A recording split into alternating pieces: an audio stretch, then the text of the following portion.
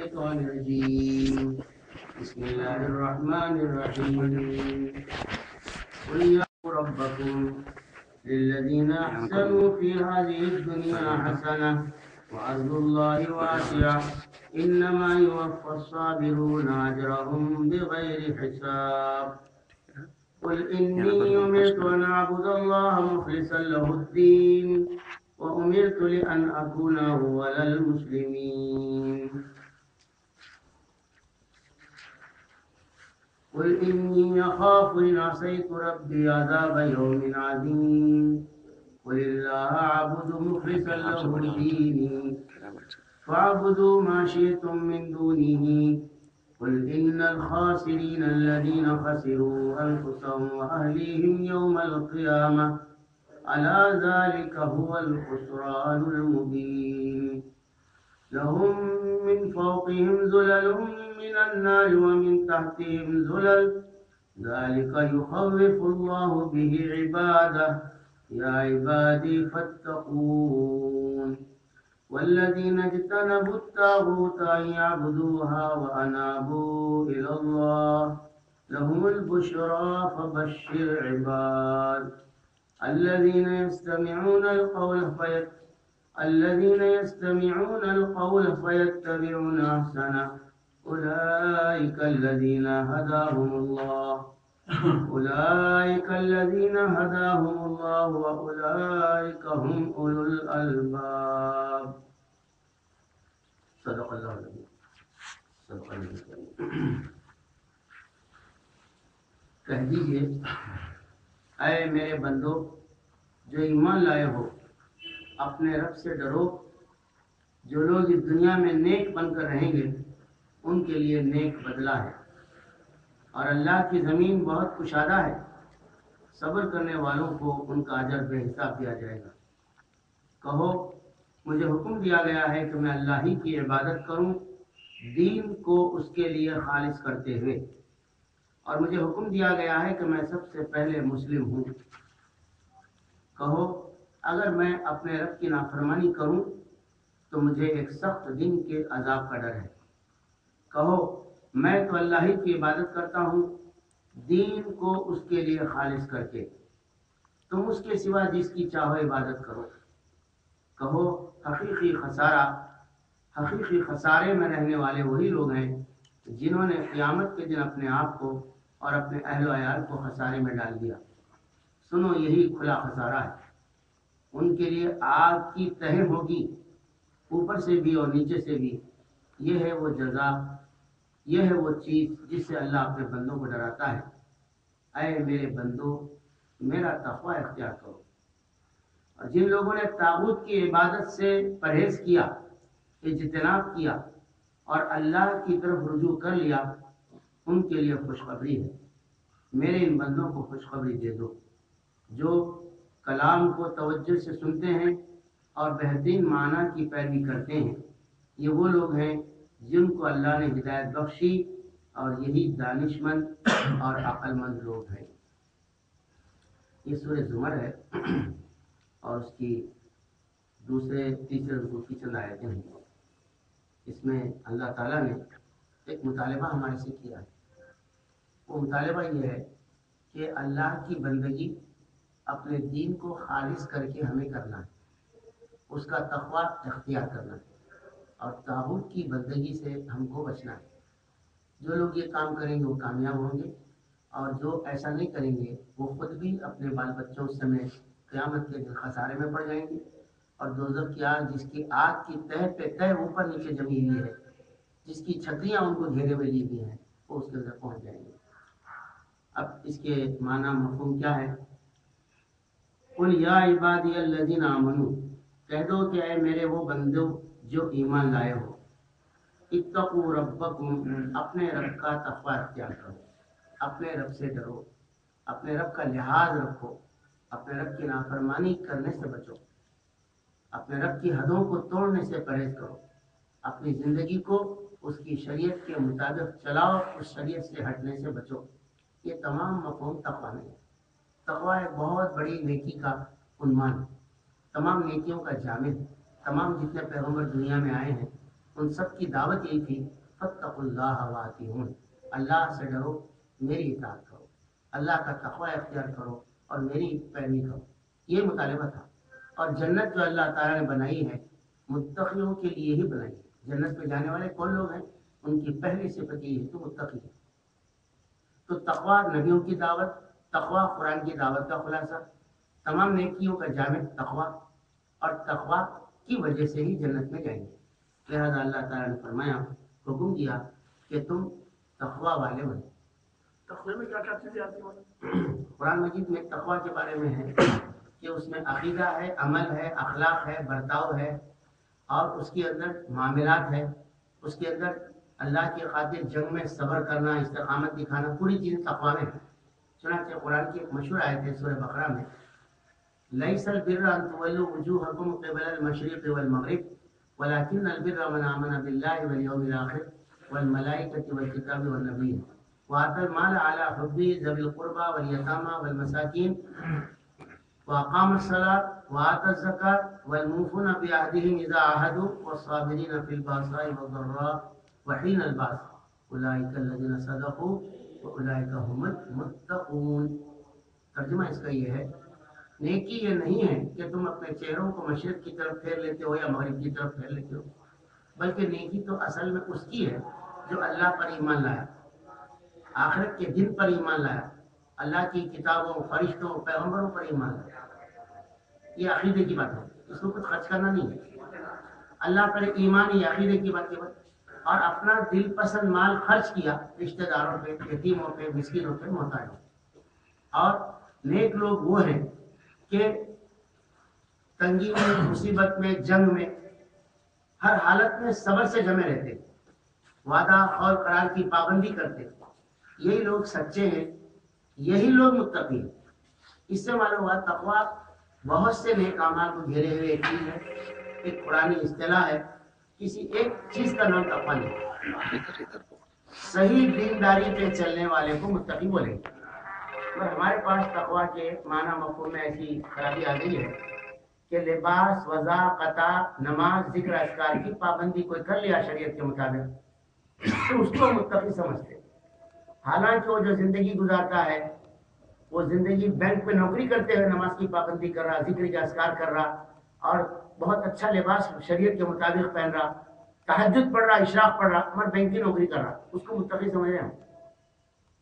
وہ آدمی جو پارلیمنٹ کا ممبر ہے، بڑی ٹوپی پہنا ہوا، نماز روزے کا پابند، جب دیکھو قرآن جیب میں نکال کے تلاوت کر رہا، اور پارلیمنٹ کا ممبر، اس کو متقی سمجھ رہے ہیں، جب تو رشوت نہیں لے رہا، جھوٹ نہیں بول رہا، لوگوں کے کام آ رہا، مگر ایک باطل نظام چلانے والی گورنمنٹ کی ممبر ہے، پارلیمنٹ کا ممبر، مگر اس کو متقی سمجھ رہے ہیں۔ اس طرح سے ایک آدمی جو ہے سنیما تھیٹر کا مالک ہے، اور وہ جو ہے نئی پیٹی آتی سنیما گرل کی تو سورہ یاسین پڑھ کے پھونکتا پیٹی پہ، اور پھر پہلی جو انکم آتی اس کی، اس کے پیسے خیرات کر دیتا، اور سال میں 2 مرتبہ تھیٹر کے اندر صاف دھو دھلا کے 11ویں 12ویں کر کے لوگوں کو کھانا کھلا دیتا، حج کو جاتا، ہر سال 2 لوگوں کو عمرے کو بھیجا دیتا، اس کو متقی سمجھتے، حالانکہ گندے رنگے پکچر چلاتا۔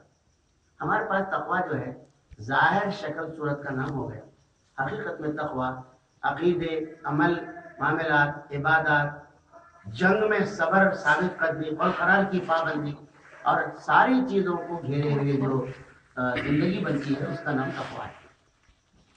حدیث میں یہ بھی ہے کہ تقویٰ اصل میں دل میں ہوتا ہے، بعد میں اعمال سے اس کا اظہار ہوتا ہے۔ التقویٰ ہاں ہونا بول کے حدیث میں، دل میں اگر اللہ کا تقویٰ ہے، اللہ کا ڈر، اس کی نافرمانی سے بچنے کا جذبہ ہے، تو اعمال سے اس کی شریعت کی پابندی ہوگی۔ اگر اعمال سے شریعت کی پابندی کا صدور نہیں ہو رہا ہے، اس کا مطلب دل میں اللہ کا تقویٰ نہیں۔ تو یہاں جو بات تھی، قل یا عبادی الذین آمنوا اتقوا ربکم، کہہ دو اے میرے بندو جو ایمان لائے ہو، اپنے رب کا تقویٰ اختیار کرو۔ آج ہمارے دل میں کس کا تقویٰ ہے صاحب؟ کس کا لحاظ کرتے ہیں ہم؟ کسی کام سے پہلے پولیس کا لحاظ کرتے ہیں، حکومت کا لحاظ کرتے ہیں کہ حکومت ناراض نہ ہو جائے، پولیس والے گرفتار نہ کر لیں، یہ کرنا کہ نہیں کرنا کی، یہ نہیں دیکھتے کہ اللہ کا حکم ہے کیا نہیں ہے، رسول اللہ کا طریقہ ہے کیا نہیں۔ اگر کوئی آدمی کسی کام سے پہلے یہ دیکھتا ہے کہ اللہ کا حکم ہے یا نہیں ہے تو بس کرنا ہے، رسول اللہ کی سنت سے ثابت ہے یا نہیں ہے، ثابت تو کرنا ہے، باقی دنیا مخالفت ہو جاتی کوئی پرواہ کی بات نہیں ہے، حکومت گرفتار کر لیتی کوئی پرواہ کی بات نہیں ہے، پولیس ہمارا بلیک لسٹ میں نام لکھتی کوئی پرواہ کی بات نہیں، تو اس کے دل میں تقویٰ ہے۔ جو یہ کرنے سے پہلے جو ہے وہ دیکھتا ہے تو اس کا دل میں ان کا تقویٰ ہے، پولیس کا تقویٰ ہے، حکومت کا تقویٰ ہے، یا کسی اور چیز کا تقویٰ ہے۔ تو کہہ دو کہ میرے بندے جو ایمان لائے ہو اپنے رب کا تقویٰ اختیار کرو۔ للذین احسنوا فی ہذہ الدنیا، جن لوگوں نے دنیا میں بھلائی اختیار کی ہے ان کے لیے اللہ تعالیٰ کی طرف سے حسنہ، ان کے لیے بھلائی ہے۔ اس کے دو ترجمے دیکھا میں ابھی تک، 2-3 جگہ ترجمے دیکھا، جن لوگوں نے بھلائی اختیار کی دنیا میں ان کے لیے بھلائی، ترجمہ یہ کیا گیا، اور دوسرا یہ ہے جن لوگوں نے دنیا میں بھلائی اختیار کی ہے ان کے لیے بھلائی، یہ دونوں ترجمے کیے گئے، اور ایسا محسوس ہے کہ دونوں بھی برابر ہیں۔ اس سے معلوم ہوا نیکی کریں گے تو نیکی کا بدلہ ملے گا، عمل نہیں کر کے کوئی اگر چاہے گا کہ ہم کو بھلائی ملے، ہم کو درجات ملے اور ہم کو نجات ملے، یہ نہیں ہو سکتا۔ اللہ تعالیٰ کے پاس کوئی پارشیلٹی نہیں ہے کہ صاحب یہ رسول صلی اللہ علیہ وسلم کی امت ہے، چاہے عمل کرے نہ کرے ان کو نجات دی ہے ہم نے، ایسا نہیں ہے۔ جو بھلائی کرے گا بھلائی کا صلہ پائے گا، جو برائی کرے گا اس کو برائی کا نتیجہ بھگتنا پڑے گا۔ لیکن یہاں پر وہ بات نہیں بیان کی کہ برائی کے سلسلے کی، صرف بھلائی کی بات کہی گئی۔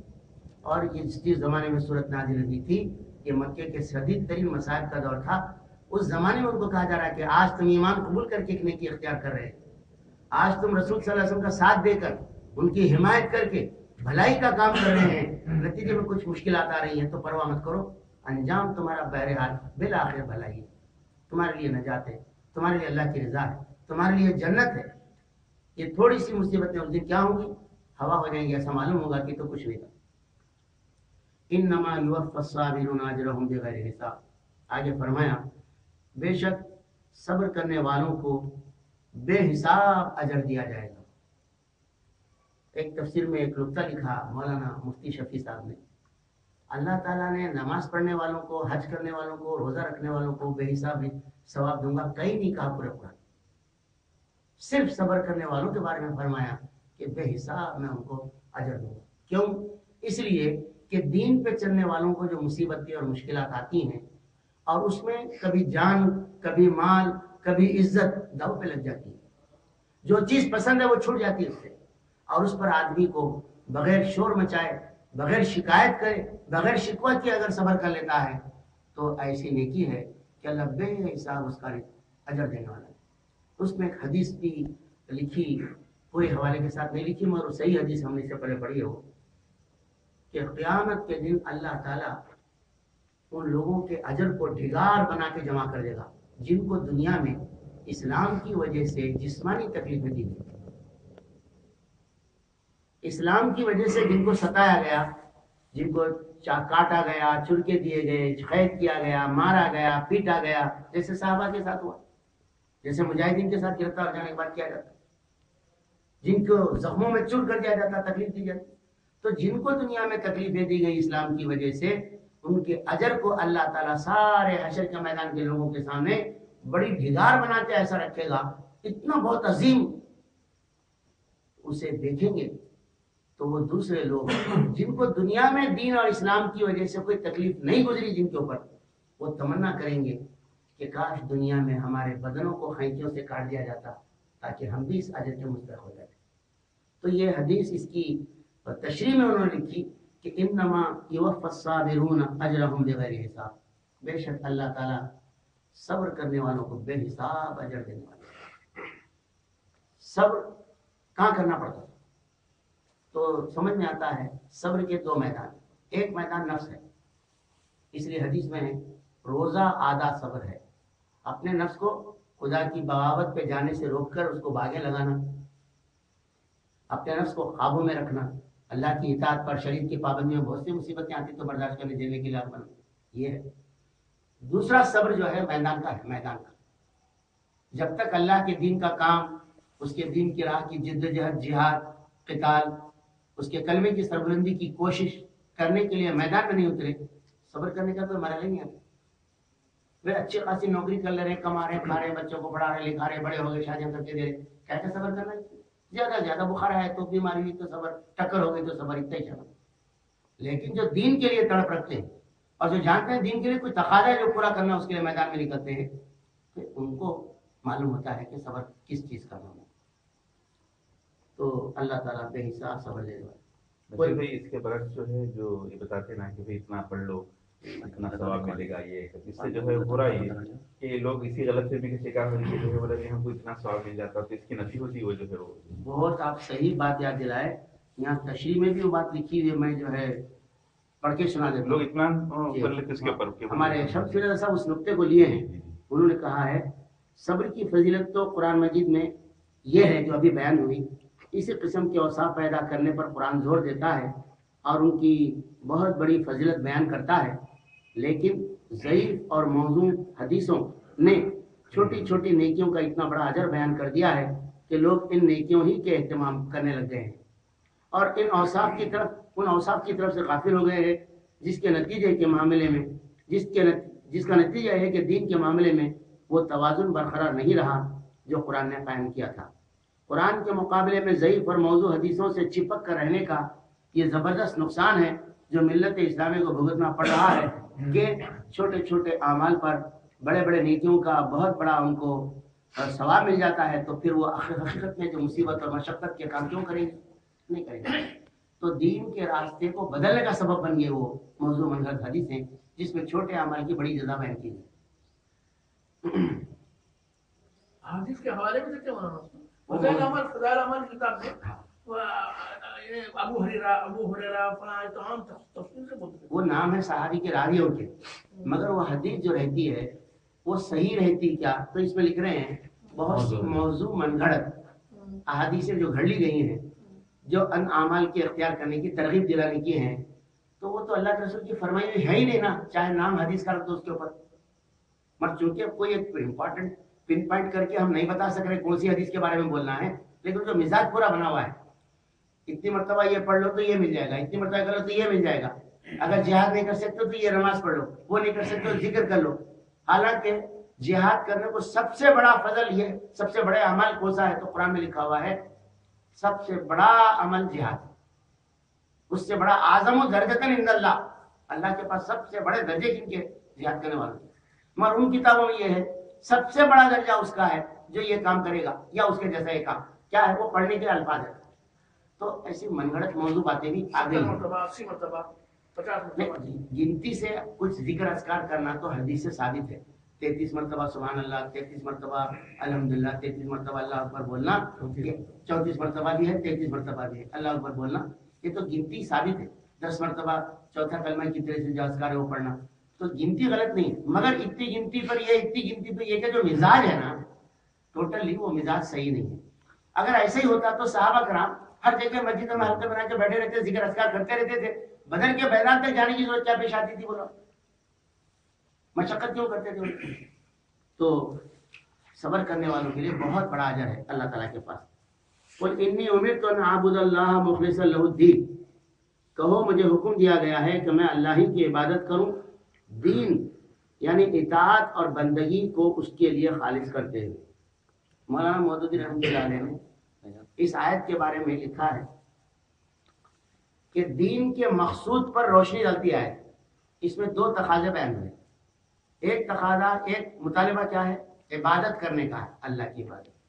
دوسرا مطالبہ کیا ہے؟ اپنے دین کو خالص کر کے اس کی عبادت کرنے کا. تو عبادت کیا ہے؟ عبادت پرستش ہے، یعنی سر جھکانا، ناک رگڑنا، توبہ کرنا، دعا کرنا، استغفار کرنا، قربانی کرنا، دعا، ادب سے بیٹھنا، اس کی عظمت کے گن گانا، یہ سب عبادت کی پرستش ہے. دوسری اطاعت، یعنی اس کے حکموں پہ چلنا، اس کے قانون پہ چلنا، اس کے حلال حرام کی پابندی کرنا. تیسری چیز اس کی وفاداری، یعنی اس سے محبت کر کے اس کے خلاف بغاوت کرنے والوں کو پست کرنے، اس کے کلمے کو بلند کرنے کے لیے، اس کی وفاداری کرنے کے لیے قیام لینا. یہ سب چیزیں عبادت میں، یہ تمام چیزیں کرنے کا حکم دے اللہ تعالیٰ کہ تم عبادت کرو. مجھے حکم دیا گیا ہے کہ میں یہ تمام چیزیں اللہ کے لیے کروں. عبادت، اطاعت، وفاداری، غلامی، پرستش، پوجا، سب میں اللہ کے لیے کروں. مجھے حکم دیا گیا ہے، مگر کیسے کروں؟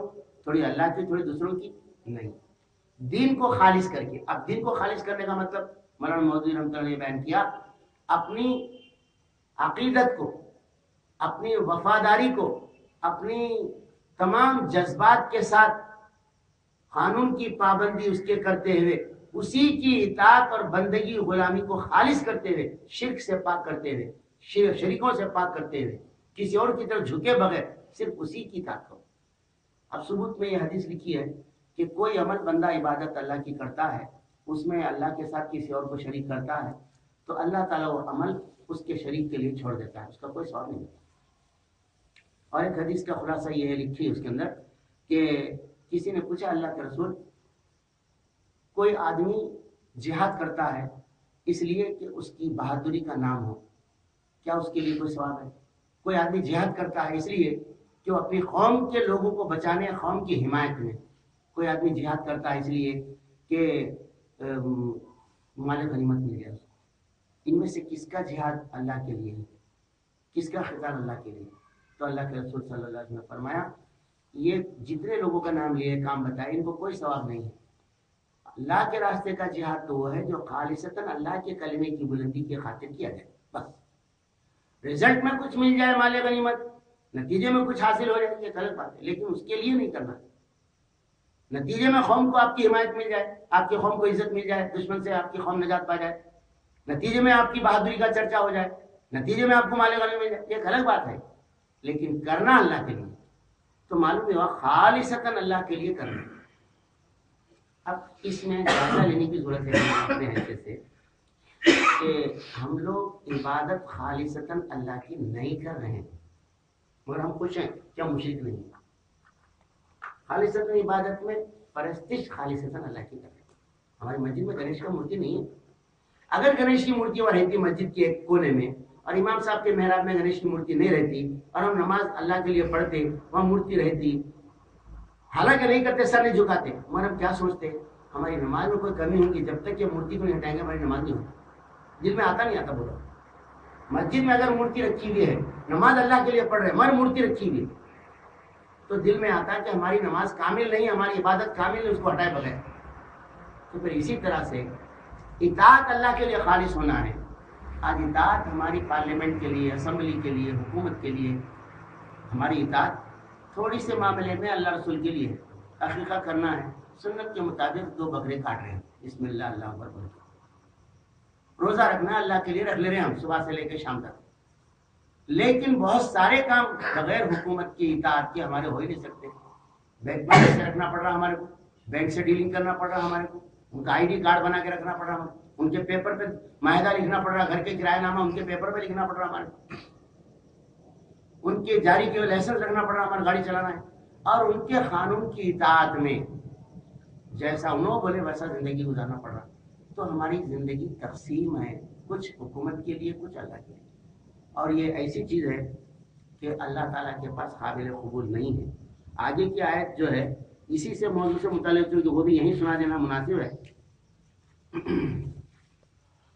فرمایا اللہ تعالیٰ نے والذین اجتنبوا الطاغوت ان یعبدوها وانابوا الی اللہ لهم البشری فبشر عباد، جن لوگوں نے طاغوت کی عبادت سے اجتناب کیا، پرہیز کیا، اور اللہ کی طرف رجوع کر لیا، ان کے لیے خوشخبری ہے، میرے ایسے بندوں کو خوشخبری دے دو۔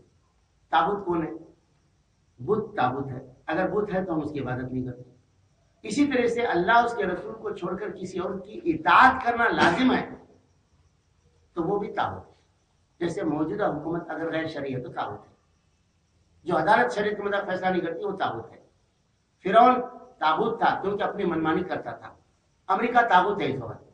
میرا نفس بھی اگر باغی ہو گیا اللہ کا رسول کا تو میرا نفس بھی طاغوت ہے۔ بت رکھے تو وہ بت طاغوت ہے، قبر ہے پیرانے پیر کی سجدے کرے تو وہ بھی طاغوت ہے۔ تو اللہ تعالیٰ یہ مطالبہ کر رہے ہیں کہ جو لوگ طاغوت سے بچ کر اللہ کی خالصتاً عبادت کرتے ہیں، جیسا کہ حکم دیا گیا کہ کہہ دو اے میرے بندو جو ایمان لائے ہو کہ مجھے حکم دیا گیا ہے کہ میں خالص اللہ کی عبادت کروں، اپنے دل کو اس کے لیے خالص کر کے، اور جو لوگ ایسا کرتے ہیں ان کے لیے اللہ تعالیٰ کی طرف سے بشارت ہے۔ تو اس کے بارے میں ایک پمفلیٹ میں 2 باتیں لکھی ہوئی میں آپ کو سنانا چاہتا ہوں۔ غیر الہی اقتدار، چاہے وہ شخصی ہو یا جمہوری، یہ ابلیس کے قائم کردہ اقتدار ہیں इन इख्तिदार ही को ताबूत कहा गया कुरान। ये अल्लाह बड़ी मुश्किल है, हाँ, बहुत भारी पड़े।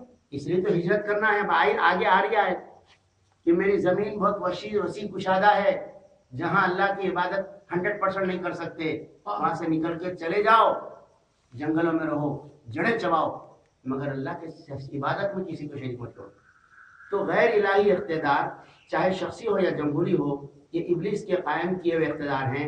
इन इख्तिदारों को ही ताबूत कहा गया है। दीन और ईमान में दाखिले के लिए इन इख्तिदारात का न सिर्फ इनकार बल्कि उनसे नफरत, अदावत, बगावत और ला ताल्लुकी जरूरी है। ईमान के लिए इस इख्तिदार से इनकार, बगावत, नफरत, ला ताल्लुकी जरूरी है। आज के दौर के सारे इंसान गैर इलाही इख्तिदार के ताबूत के नमक खार हैं, बाज गुजार हैं, इताअत शिआर हैं, बल्कि हकीकत यह है जमहूरी मुल्क में ताबूत के शरीक के कार हैं। आज की दुनिया इस जहाज में सवार है जो तेजी से दोज़ख की तरफ सफर में सरगर्म है। इसका रुख सिर्फ इख्तिदार इलाहिया की वाहिद मुद्दई नुमाइंदा खिलाफत इलाहिया ही बदल सकती है। खिलाफत का निज़ाम ही इस बातिल निज़ाम को बदल सकता है। और आज दुनिया में खिलाफत इलाहिया का वजूद नहीं है। खिलाफत को वजूद में लाना इंसानों का इख्तियारी काम है।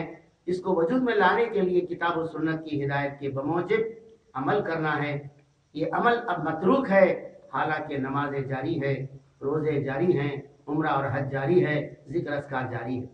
ये सब परस्तिश की किस्में हकीकत में अमल की एक शक्ल है। बाकी अमल की जो शक्लों में है वो शक्लें जो ताबूत से टकराने की रुकी हुई हैं। बेमकसद जिंदगी जानवरों की जिंदगी है।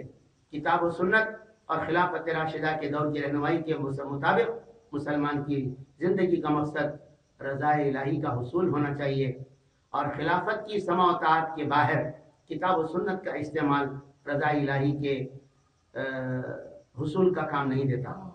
खिलाफत की लाज़मी इताअत तर्क कर देने की वजह से ही मिल्लत मुंतशिर हो गई है और मुंतशिर मिल्लत के जरिए रज़ा इलाही के हुसूल का काम अंजाम नहीं पा सकता। तो मालूम ये हुआ कि अल्लाह ताला ने जो हुक्म दिया है अपने नबी सल्लल्लाहु अलैहि वसल्लम को खिताब करके कि मेरी इबादत करो खालिसतन, दीन को खालिस करके, और यहाँ फरमाया गया कि जो लोग अल्लाह की इबादत करते हैं ताबूत से बचते हुए उनके लिए बशारत। ये मुतालबा हम पूरा नहीं कर रहे। हमारी ज़िंदगी तकसीम हो गई है, कुछ अल्लाह के लिए, कुछ नफ्स के लिए, कुछ हुकूमत के लिए और कुछ दूसरी और चीज़ों के लिए। जब तक यकसू होकर खालिसतन उदखुलू फिस्सिल्मी काफ़ा के हम मुताबिक अपने आप को खालिस अल्लाह के वफादार नहीं बनाएंगे, खालिस अल्लाह की इबादत गुज़ार नहीं बनाएंगे, कामयाबी नहीं मिल सकती। वो उमिरतु लिअन अकून अव्वलल मुस्लिमीन, और मुझे ये हुक्म दिया गया है कि मैं पहला मुसलमान फरमा बरदार सर झुका देने वाला बनूं। सूरह यूनुस में फरमाया गया है कुल या अय्युहन नास इन कुंतुम फी शक्किन मिन दीनी, ऐ लोगों, ऐ नबी कह दीजिए कि ऐ लोगों, अगर तुमको मेरे दीन के बारे में अगर कोई शक है, फला आबुदुल लज़ीना ताबुदूना मिन दूनिल्लाह, मैं हरगिज़ इबादत नहीं करता उनकी जिनकी तुम इबादत करते हो, मैं हरगिज़ इताअत नहीं करता उनकी जिनकी तुम इताअत करते हो, मैं हरगिज़ वफादारी नहीं करता उनकी जिनकी तुम वफादारी करते हो।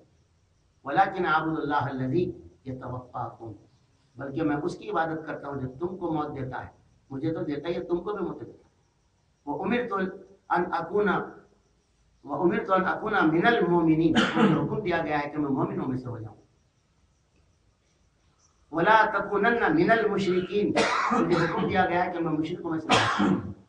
तो मालूम ये हुआ कि हमसे जो मुतालिबा ला इलाहा इल्लल्लाह का है वो एक बातिल निज़ाम के छाया में रहते हुए, काफिरों के गलबे में रहते हुए, खूब शानदार मस्जिदें बना के जिक्र करके रसूलुल्लाह के नाम पे दरूद पढ़ लेने का कुछ लोग काम करें, सलामा पढ़ने का कुछ लोग काम कर ले रहे, और रसूलुल्लाह साहब की मीठी मीठी सुन्नतों को जिंदा करने का कुछ काम करके हम समझ रहे हैं कि हम सच्चे पक्के मुसलमान हैं। ये धोखा है। हकीकत ये है जब तक जिस तरह से मस्जिद में अल्लाह का हुक्म चलता, रसूल का हुक्म चलता, सिर्फ पूरी दुनिया जो मस्जिद है अल्लाह की ज़मीन है उस पर भी अल्लाह का हुक्म जब तक न चले, शरीयत नाफिज ना हो जाए, हम सच्चे पक्के मुसलमान नहीं कहलाए जा सकते। आगे फरमाया कुल इन्नी अखाफ इन असैत रब्बी अज़ाब यौम अज़ीम, कह दो कि अगर मैं नाफरमानी करूंगा अगर तो एक बड़े दिन के अजाब का मुझे डर है। यानी इस मुतालिबे के खिलाफ मैं अगर करूं तो मुझे एक बड़े दिन के अजाब का डर है। बड़े दिन के अजाब से मुराद क़यामत का दिन है, अल्लाह ताला की पकड़ का दिन है, या दुनिया में आ जाए तो वो भी नहीं हो सकता है। कुल ला आबुदु मुखलिसन लहू दीनी, कहो मैं तो अल्लाह ही की इबादत करता हूँ, दीन को, खुजू और खुशू को, बंदगी को उसके लिए खालिश करते हैं। अब रसूलुल्लाह की ज़बान से कहलाया जा रहा है, पहले हुक्म दिया गया, अब हुजूर की ज़बान से कहलाया जा रहा है मैं तो अपने दीन को खालिश करके अल्लाह की बंदगी करता हूँ। कैसे करते थे अल्लाह के रसूल? ये हुजूर सल्लल्लाहु अलैहि वसल्लम की ज़िंदगी का नमूना हम बनाना चाहिए ना। तो अगर हम लिबास में, खाने पीने में, बालों के संवारने में, दाढ़ी के संवारने में हुजूर की ज़िंदगी को हम इख्तियार करते हैं, यहाँ जो अल्लाह के रसूल का ऐलान है मैं अपने ज़िंदगी को, अपने बंदगी को, अपनी इताअत को खालिश करके अल्लाह की इबादत के लिए मैं वक्फ हो चुका हूँ, ये ऐलान जो अल्लाह के रसूल का है।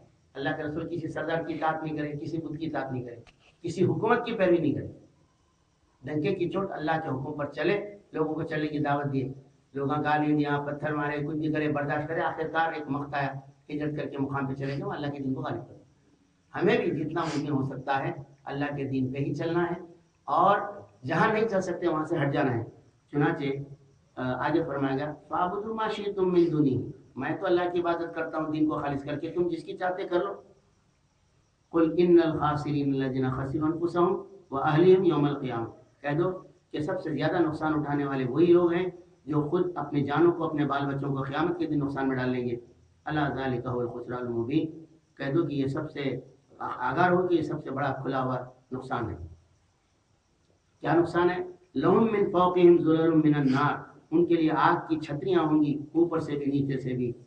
ज़ालिका युख़व्विफ़ुल्लाहु बिही इबादह, ये है वो चीज़ अजाब जिससे बंदों को अपने अल्लाह डराता है। या इबादी फत्तकून, ऐ मेरे बंदो मुझसे डरो। इससे मालूम हुआ कि शिर्क करने से जहन्नुम है, शिर्क करने से आखिरत का अजाब है, शिर्क करने से हम भी, हमारे ख़ानदान वाले भी क़यामत के दिन दोज़ख में जाने वाले हैं। शिर्क की कई किस्में हैं, उससे बचे बगैर हमारी निजात मुमकिन नहीं है। उस दिन आग की छतरियों से बचने के लिए, जहन्नुम की आग से बचने के लिए हमें अपने अमल को खालिस अल्लाह के लिए करना है, इबादत को खालिस अल्लाह के लिए करना है, इताअत को, वफादारी को, गुलामी को अल्लाह के लिए खालिस करना है।